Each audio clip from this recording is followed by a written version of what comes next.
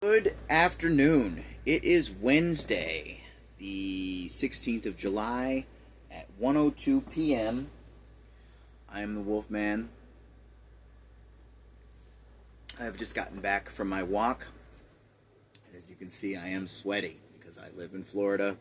I started sweating around the middle of May, and I don't intend to quit until probably mid-October. And that is okay. That is something that I am okay with. I have an idea in my head, and I'd like to share it with you. However, it's not well articulated yet. So you're going to see me articulating it in real time. That being said, I would like you to take that into account. If you disagree with what I'm saying, I might also disagree with it. It may be that I'm saying it wrong.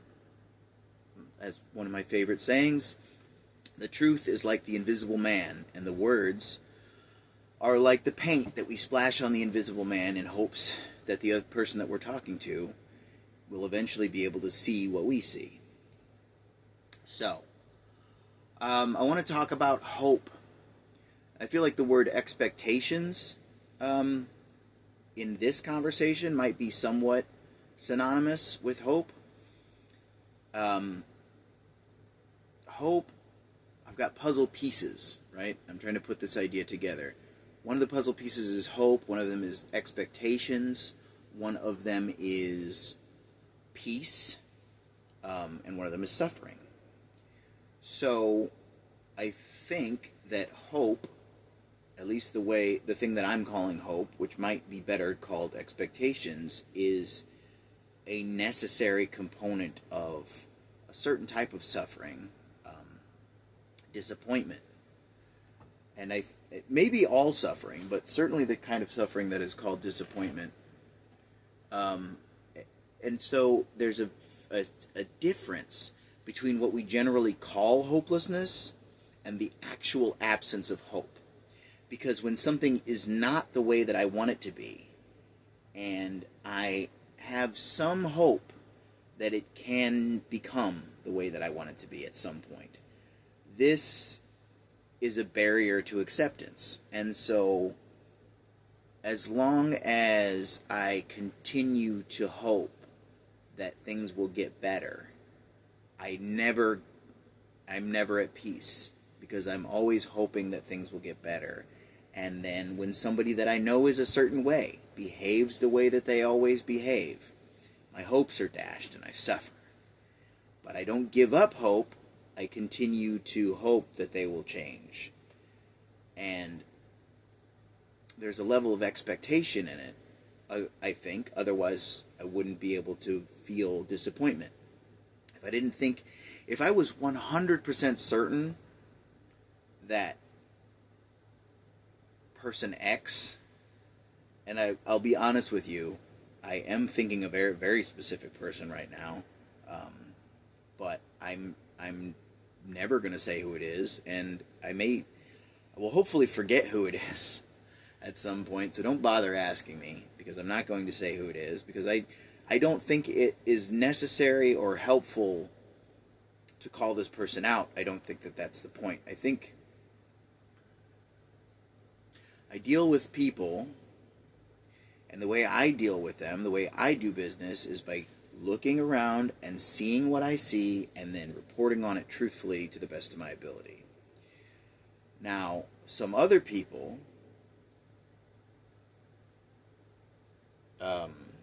that's not the way that they do business. What they do is they look around and they see things the way they are, and then they use their words to try to manipulate me into the result that they want. And that doesn't mean that they lie, necessarily. Sometimes they tell the truth, and sometimes they lie. If they lied all the time, it would be easy, because I could just, assume that the truth is the opposite of whatever they're saying, or at least the truth is not what they're saying.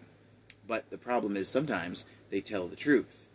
But they never tell the truth because it's the truth. They tell the truth because they think that in this case, telling the truth will get the result that they want. And they never tell the truth if they are afraid that the truth will get the result that they don't want. And that's one way of doing business. And that's not the way I do business. And I don't want to do business with anybody that will do business that way. So I keep doing business with this person because I hold out hope that at some point they will just be honest and they will face the truth, and then we'll be able to do business together. And one of the things that's complicated about it is that I don't know that they won't change, because people do change, actually. Can people change? Not only can they change, they will inevitably change. When people aren't sure whether or not people can change, it's because they want to know about a specific aspect. Is this person going to change in regards to whether they start telling the truth as a policy or whether they continue to use their words as instruments of manipulation? I don't know. Maybe, maybe not. Are they going to change? Yes, they're absolutely going to change. They're going to get older. They're going to get sick and healthy. They're going to learn some things. They're going to forget some things. They're going to pick up new habits. They're going to drop old habits. They are going to die, which will be a big change. Yes, they're going to change. Everybody's going to change. Change is inevitable. It's unstoppable. But that's not what we mean when we say people don't change. We say the thing that you need them to change in order for them to be, compatible with you, to be healthy for you, to be around, that may not change. Or it may not change before they die, at least. So,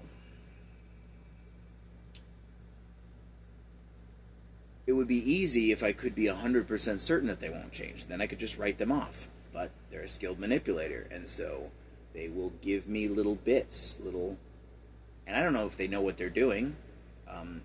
I imagine that they live in a world that is more fantasy than reality because they don't have a rigorous relationship to the truth. And if you don't have a rigorous relationship to the truth, then you tend to live in fantasy more than you do in reality. They don't even know if you're not trying to tell the truth, you don't even know what the truth is. I don't know what the truth is, and I'm out here trying to find it all the time. Like, I know it a lot better than I did when I was, in my early 20s and I was lying all the time.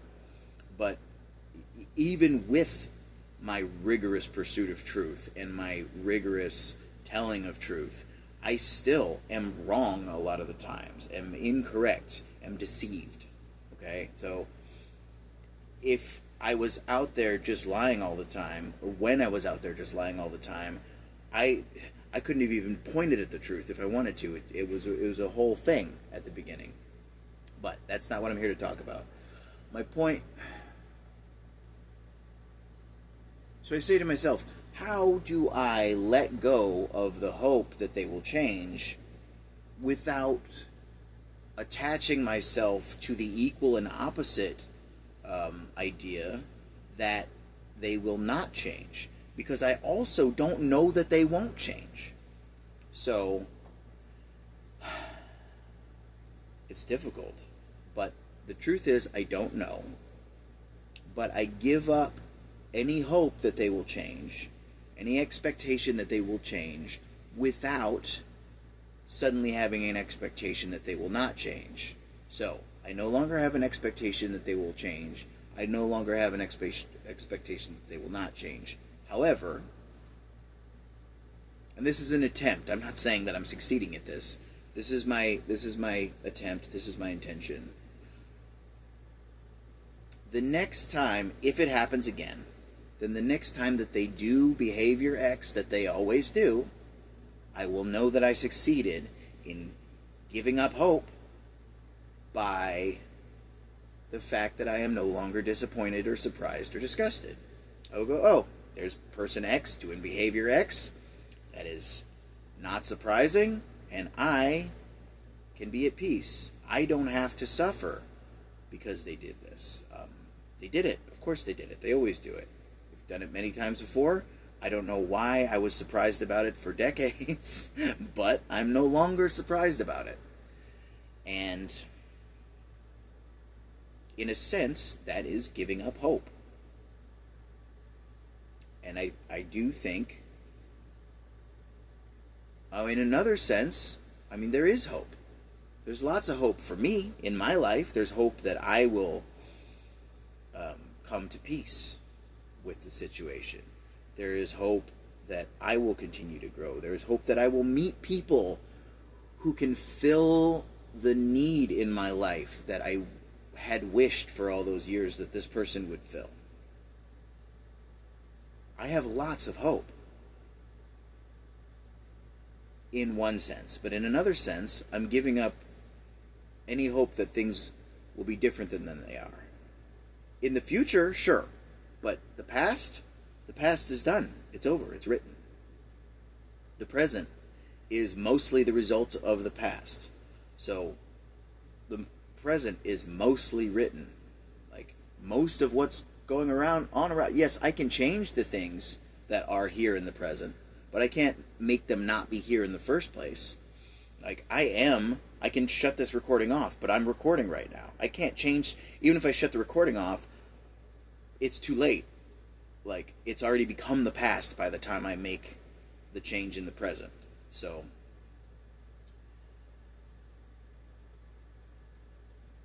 if the idea of giving up hope is too distasteful, then you don't have to call it that. Maybe there's a different way, maybe there's a better way of saying it. But I do think if you're suffering, give up hope. Because hope is what's making you suffer, actually. And if you just accept things are the way they are, then you don't suffer anymore. And again, as we always have to caveat this doesn't mean be passive. This doesn't mean don't go out and have an effect on the world. Don't go out and use your power to change things and make them better in the future. Just accept that you're never going to have a better past. At least as far as the part of the past that's already the past, you're never going to change it. And you're not going to change other people. Will they change? Absolutely. Will they change the way you want them to change? Who knows? You're not going to change them. So give up. Give up trying to change people. Give up expecting them or hoping for them to change the way you want them to change. Accept reality the way it is. Come to peace. And then believe me because I've done it. Well, I want to say two things. I want to say, on the one hand, I want to say believe me because I've done it. But I only want you to believe me enough to try it. I want you to do it for yourself and find out for yourself. That's the truth. But I have done it. This isn't theoretical. I'm not telling you that giving up hope is not as scary as you think it is, because in theory. I'm telling you that I have had hope. I guess maybe you could distinguish between, different types of hope. And there's a difference between giving up hope and being certain that things are going to get worse. Right? This is what we call hopelessness. Oh, I'm quite sure that everything is going to get worse forever and there's no point in living, so... Right? No, that's not what I'm talking about. When I say giving up hope, I mean don't go all the way to the other side, to the opposite of hope, where you're sure that things are going to be awful. Dread, I guess? Don't trade hope for dread. That's not what I mean. That's it. I just found another piece of the puzzle. When people say hopeless, they mean dreadful. There's a sweet spot between dreadful and hopeful, where there's nothing, where there's everything, where anything can happen and nothing has to, right? There's no hope, there's no dread, there's uncertainty. And if you can learn uncertainty, we say uncertainty is scary and the unknown is scary, but it's not. That is not the essential nature of uncertainty. That is our reaction to uncertainty. Yes, it is true in the sense that people do habitually and typically react to uncertainty with fear. However, the uncertainty itself is not fearful. And it is possible to allow the fear to go and to still be uncertain. And so if you can learn comfort in uncertainty, then you can abide between hope and dread without hoping for anything or dreading anything, simply knowing that things are going to change, they are in flux, they are unknown. We don't know what people are going to do, and we don't have to guess. And if you can do that, the uncertainty does go away. And when the uncertainty goes away, there is peace. And when you're in peace at first, it feels like relief. And again, I'm reporting my experience here. This is not what I always experience, but this is an experience that I have had, and I am confident that I can have again. When I make peace with uncertainty, and I drop the hope, and I drop the dread, and I don't have an idea of what the future is going to be.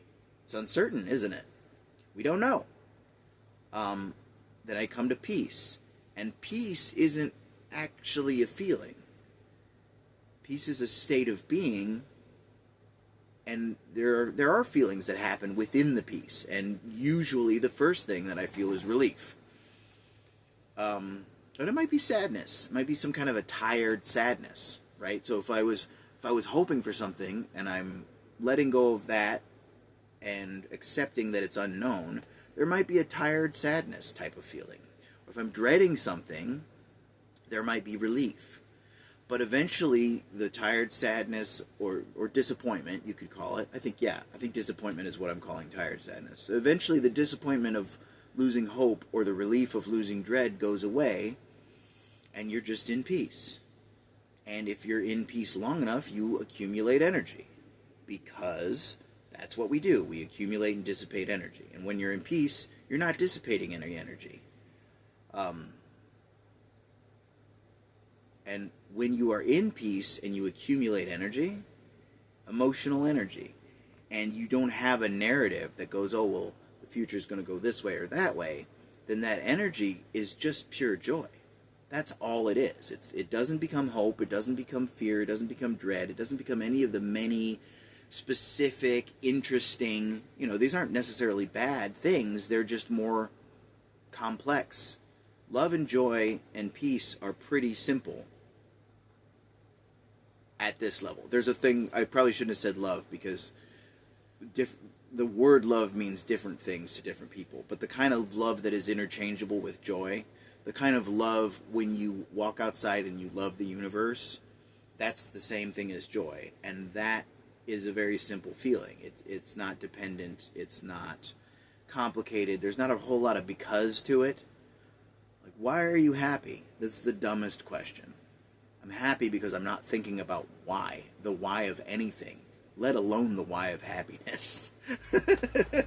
Don't ask me why I'm happy, you dick. You're ruining my happiness. I kid. You can ask. And it's my job to not let the question ruin my happiness. It's not your job not to ask the question. But anyways, yeah, I think I've kind of walked around the invisible man and painted this picture.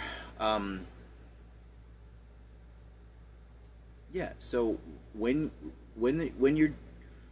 Most people spend their life pendulum swinging between hope and dread, and trying to exchange dread for hope, but being unable to sustain hope all the time. And then most people never get through the fear in the uncertainty. But I'm telling you, if you're me, maybe it'll be different for you. I don't really know. But if you're me, if you abandon hope and you abandon despair, and you make peace with uncertainty, then once the relief and the disappointment passes, then you're just at peace, a non-energetic peace. And then as you start to accumulate energy, as long as you don't start to create a narrative about the future, that energy will just be pure joy. And then when people say, why are you happy? Because I'm not unhappy. That's literally as simple as it is. I'm happy because I was at peace, and then energy accumulated, and now I'm not unhappy. I haven't used this energy to create dread or anxiety, so it has become happiness. Don't worry, be happy.